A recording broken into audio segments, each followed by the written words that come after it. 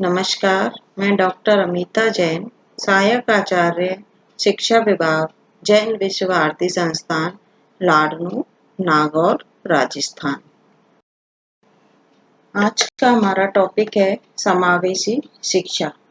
समावेशी शिक्षा वह शिक्षा होती है जिसके द्वारा विशिष्ट क्षमता वाले बालक जैसे मंदबुद्धि बालक, अंधे बालक, बहरे बालक तथा प्रतिभाशाली बालक उनको शिक्षा प्रदान की जाती है, उनको ज्ञान प्रदान किया जाता है। समावेशी शिक्षा के द्वारा सर्वप्रथम छात्रों के बौद्धिक शैक्षिक स्तर की जांच की जाती है। उसके पश्चात ही दी जाने वाली शिक्षा का स्तर निर्धारित किया जाता है।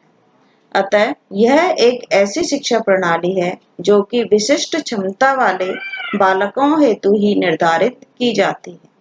अतः इसे समावेशी शिक्षा कहा जाता है। स्टीफन और ब्लैक हार्ट ने कहा है कि शिक्षा की मुख्य धारा का अर्थ बाधित बालकों की सामान्य कक्षाओं में शिक्षण व्यवस्था करना है। यह समान अवसर मनोवैज्ञानिक सोच पर आधारित है जो व्यक्तिगत योजना के द्वारा ही उपयुक्त सामाजिक मानकीकरण और अधिगम को बढ़ावा देती है। अब हम पढ़ेंगे समावेशी शिक्षा की विशेषताएं। समावेशी शिक्षा पृथकीकरण के विरोधी व्यवहारिक समाधान है। समावेशी शिक्षा समान शिक्षा के अवसर प्रदान करती है या समान शिक्षा के अवसर प्राप्त होते हैं। इससे प्रभावी वातावरण उपलब्ध कराती है। समावेशी शिक्षा आपसी सहयोग की भावना का विकास करती है, जीवन यापन के स्तर को ऊंचा उठाती है, अधिकार की भावना का विकास करती है, मानसिक समस्याओं का निवारण करती है और शिक्षा के लक्ष्य को प्राप्त करने का एक आयाम है।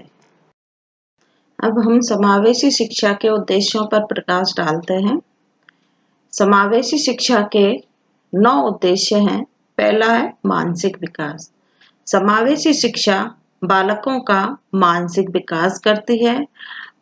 दूसरा है शारीरिक विकास।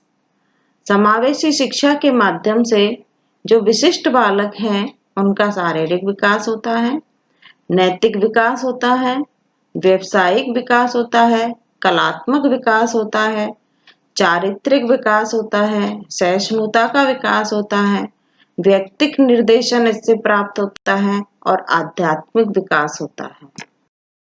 समावेशी शिक्षा की आवश्यकताएं।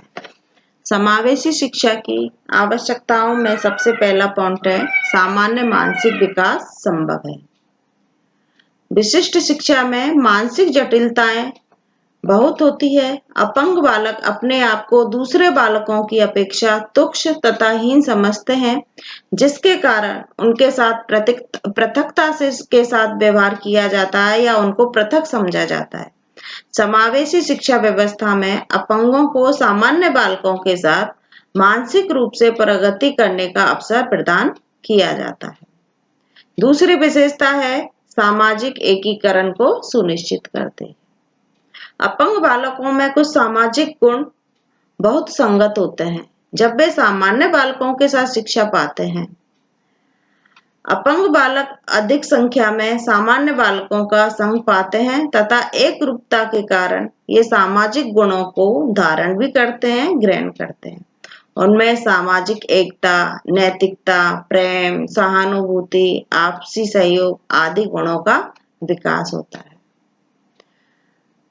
अगली आवश्यकता है समावेशी शिक्षा कम खर्चीली है, क्योंकि समावेशी शिक्षा में सभी विद्यार्थियों को सम्मिलित किया जाएगा तो अलग से कोई व्यवस्था नहीं की जाती है। इसलिए हम कह सकते हैं कि समावेशी शिक्षा कम खर्चीली है। एकीकरण संभव है। समावेशी शिक्षा के कारण ही उनमें सहयोग की भावना विकसित होती है, सहिष्णुता की भावना विकसित होती है बालकों में, अर्थात उनमें एकीकरण की भावना का विकास होता है।